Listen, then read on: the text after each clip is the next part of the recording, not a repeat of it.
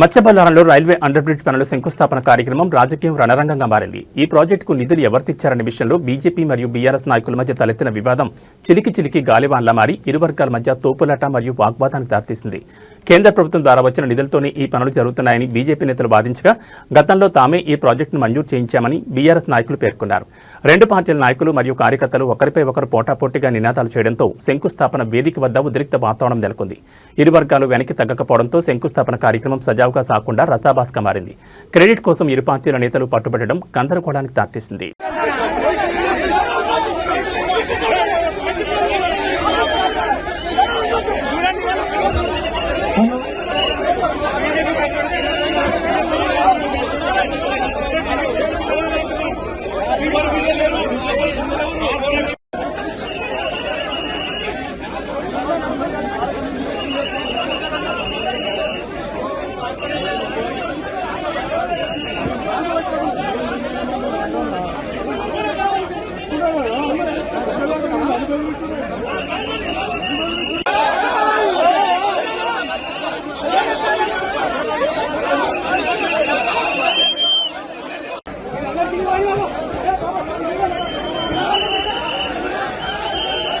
కోరుతున్నాను.